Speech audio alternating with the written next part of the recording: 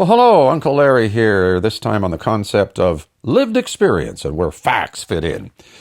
The expression lived experience seems harmless enough, but in recent times it's become a bit of a lightning rod. Critics say using the term is nothing more than a way of asserting the superiority of one's feelings over facts. It's synonymous with saying, this is my truth, in a way others can't even disagree with.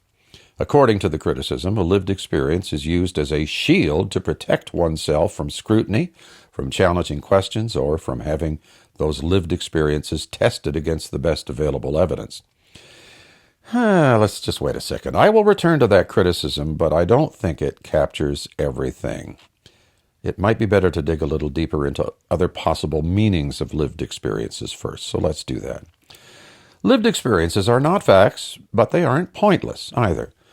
Whether it's public policymakers, those in company boardrooms, or community support workers, all of them need to make sure they include the voices of people who have lived through different experiences.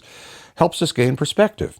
A good example of the effectiveness of lived experience is Alcoholics Anonymous. As psychologist Aditi Subramaniam says, quote, this is a long quote, lived experience is one reason why groups such as Alcoholics Anonymous are so popular. Is any community better than a group of people who have gone through similar experiences as you have? The effortless understanding and the non-judgmental nature of such groups is what makes them so appealing. The insights that one can get from a group that has been through similar experiences are far superior to those given by well-meaning friends and family who just might not get it, unquote.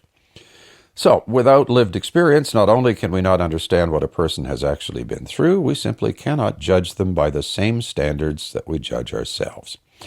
Lived experience is also an aspect of storytelling. Storytelling is part of every culture. It happens in every language, shaping the way we view the world around us.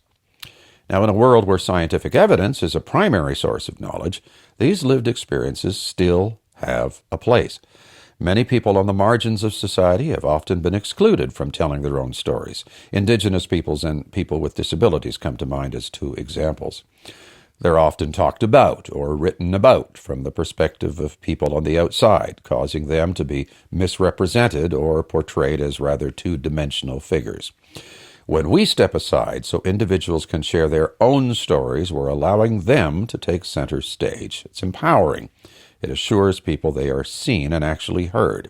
So, armed with that outlook, let's now go back to the criticism to using the term lived experience. Using the expression just to highlight or exaggerate a personal experience is definitely a potential pitfall. Using it as a suit of armor against criticism, against scrutiny or appraisal, or using it to defy obvious evidence is an abuse of the concept of lived experience. As Dan Garrick says, quote, misusing lived experience can cause one to dig deep into false dimensions, constructing false realities labeled my truth, trying to shape the world around you instead of working in concert with reality to shape yourself, unquote.